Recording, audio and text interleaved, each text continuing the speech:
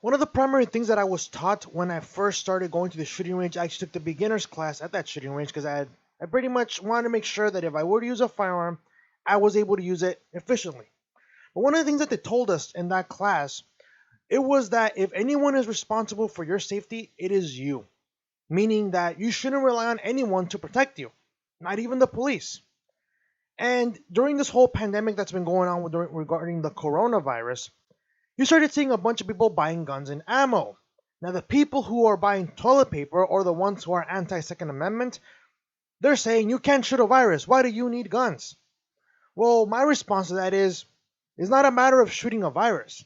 It's a matter of shooting people who want to take away our stuff, especially supplies such as water, Gatorade, food, essentials, right? Stuff that we bought in order to in order to, in order to basically ride this out until this is all over, until this all blows over.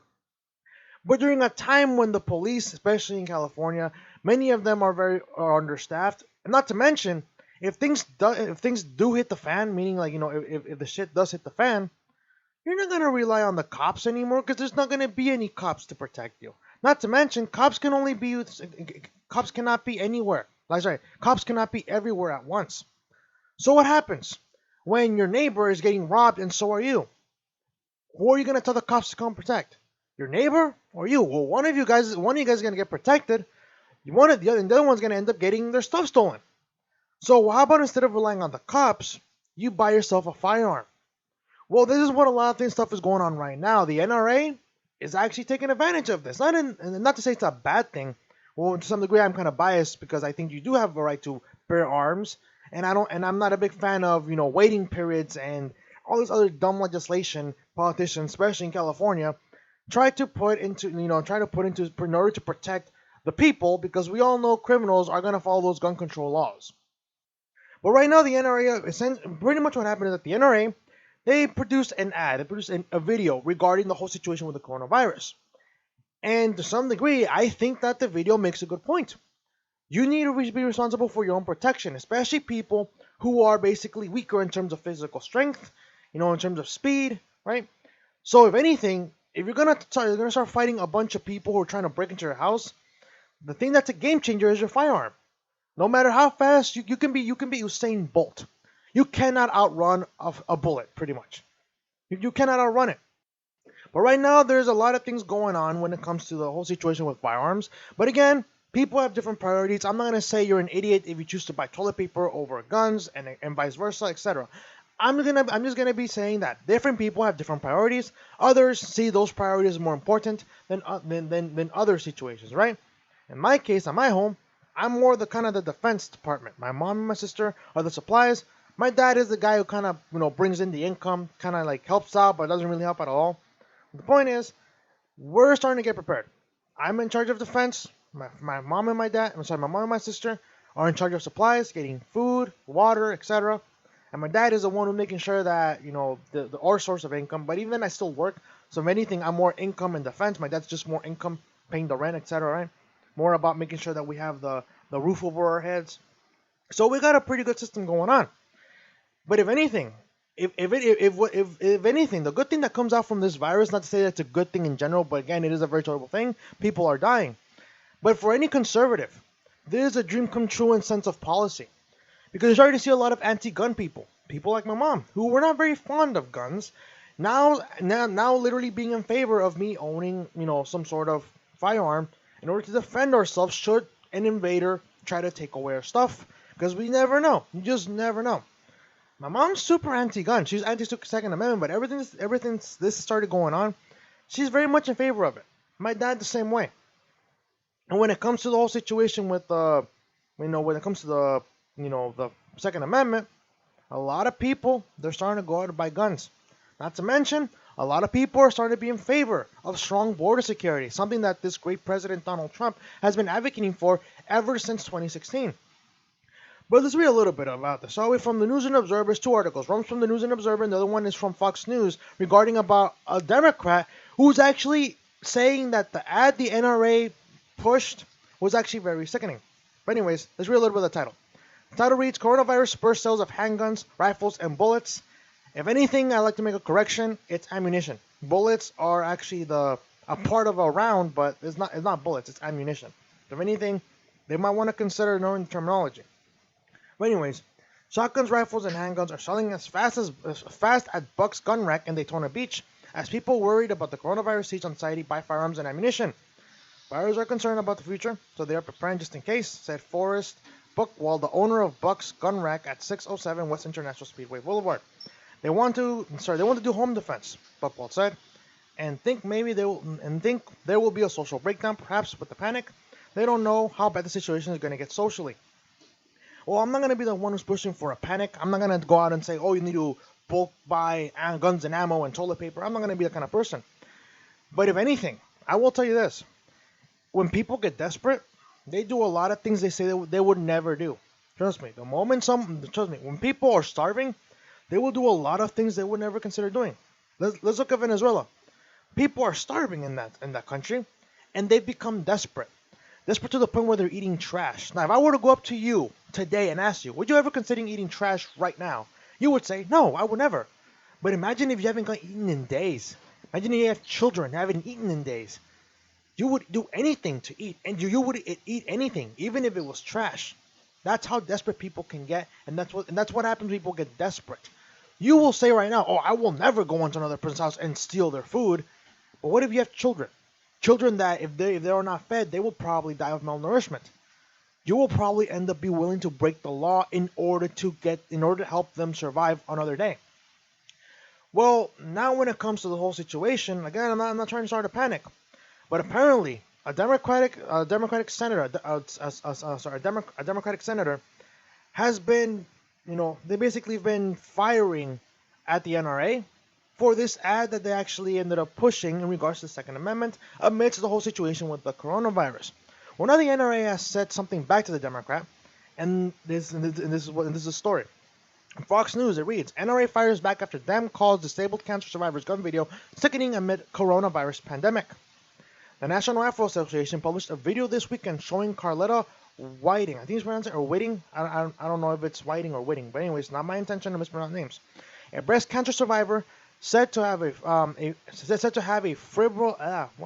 fibromyalgia related disability. I think it's pronounced it again. I'm not good with medical terms. The point is, she has a disability. Outlining her reasons for possessing firearms during the coronavirus pandemic, it didn't take long for a top Senate Democrat to call the message sickening. The filler-up highlighted the ongoing disputes between some municipalities seeking to restrict Second Amendment rights and others arguing that times of crisis were precisely the moments when gun rights needed to be protected. And I can see the point of the conservative side when it comes to Second Amendment. When things hit the fan, I'll tell you this right now. Not to say the coronavirus is a zombie apocalypse virus or a world-ending virus, but let's look at, let's say, The Walking Dead or those zombie movies that you tend to watch, right? What's the first thing people tend to look for? Guns and ammo. They don't look out for toilet paper. If anything, they look for food, but they're not gonna look for toilet paper, right? They're not gonna look for that. Maybe a few, like 2 or 3 rolls, but the main priority for a lot of people is shelter, food, guns and ammo. Why? Because the police at this point is non-existent. The government doesn't exist. It's collapsed, and you gotta look out for yourself and your people that you're looking out for, your family, your friends, your relatives, etc. It's everyone for themselves. Not granted, I don't think this is gonna be a world-ending virus. But what if things do get worse? What if what if the government can't what if some states' governments end up collapsing? What if, let's say, I don't know, California or Indiana, the governments collapse, and then the police are out, they're understaffed, they can't go and help everyone. There's crime going on everywhere. There's looting and violence. The best thing you want to have is a firearm on you.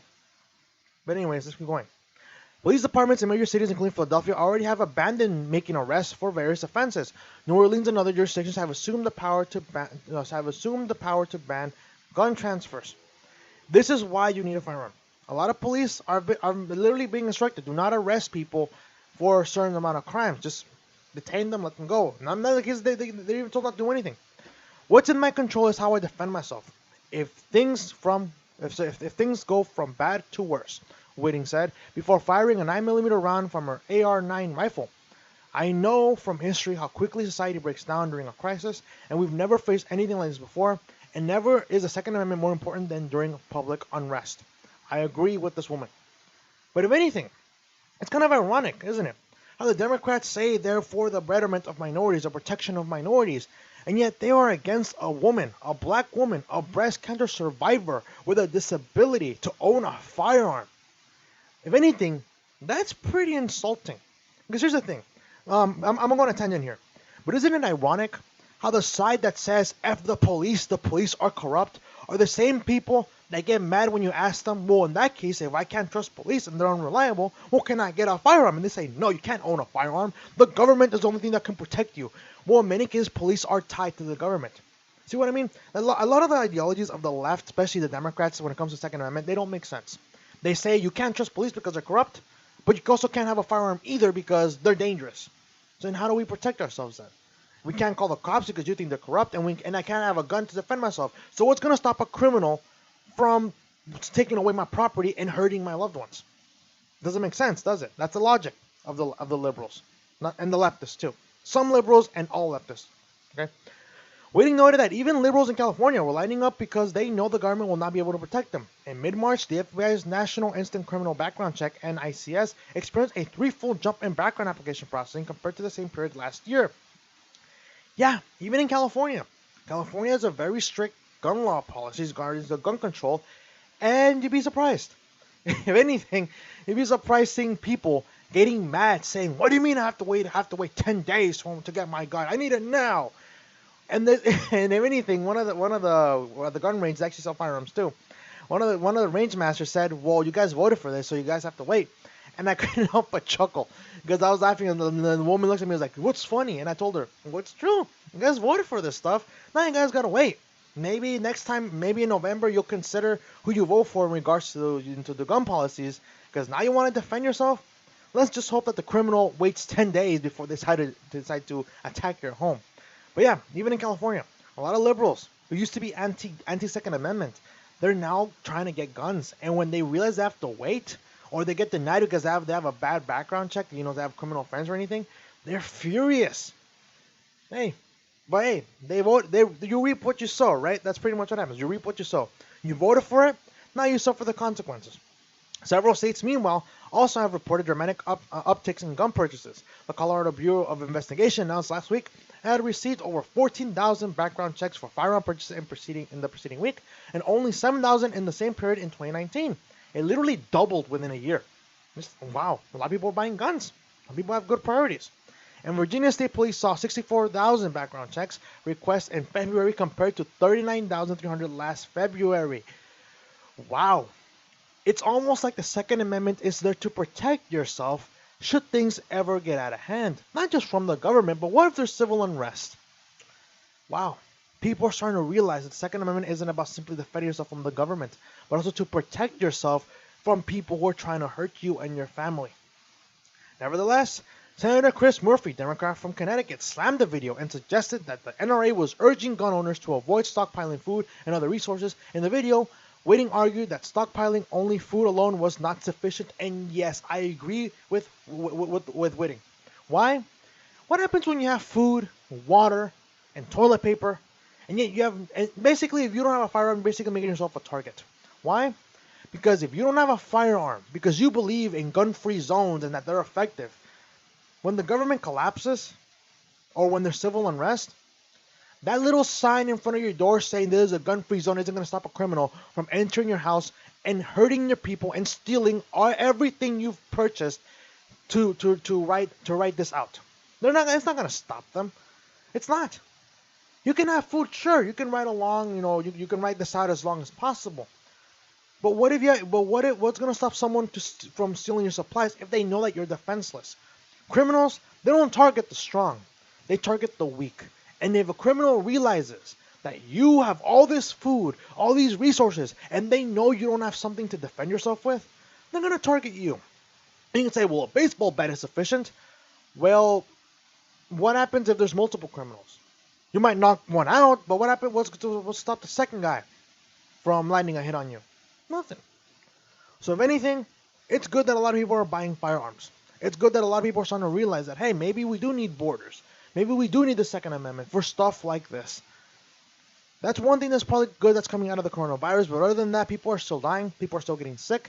And if you know anyone that might be affected by this. Maybe they lost their jobs. Maybe they are person themselves. Maybe they themselves are infected with the virus. That's something very tragic and it's very horrible to see. But again, the tables have turned on this. People are buying guns. They're buying more guns more than ever. A lot of guns are being sold. A lot of ammo is being sold. And if anything, this is going to show why the Second Amendment is important. Not because to fight a tyrannical government, but also to defend ourselves during civil unrest. If you like this video, hit the like button, subscribe if you're new, and share the video with your friends and family. Anyone who might be interested in this, maybe you're someone who's unsure about purchasing a firearm during this crisis, maybe this video might convince them. Again, you sharing the video helps out a lot. But let me know in the comment section below. Do you know anyone who is anti-gun or anti-Second Amendment who is now considering purchasing a firearm or is actually considered purchasing a firearm? Are you one of those people who bought toilet paper in bulk or decided to moderately buy some toilet paper, food supplies, and also have a firearm? Were you already prepared for stuff like this? I'm just curious. Let me know in the comment section below. But again, stay safe out there. Wash your hands. I'm not gonna push out a panic, but it's better to be prepared, right? I'm not saying that the world's gonna end. It's not. Hopefully it doesn't. But I'm not gonna push a panic. I'm not gonna say, oh, you need to panic buy all these things. No. What I'm saying is, stay safe. Be prepared. If things do get from bad to worse, it's good to be prepared, right? But also, like I said, just wash your hands. If anything, wash your hands. That's probably the best thing you can do. I work in restaurants. Sorry, I work in a restaurant. I literally have my employees wash their hands every 30 minutes, sometimes even every 15 minutes, because that's probably the best thing you can do. You use your hands more than anything else, and you just need to learn proper hand washing techniques and just wash them as much as possible. Get some sanitizer, get some little tiny sanitizer bottles in your pocket. It's those little things that help.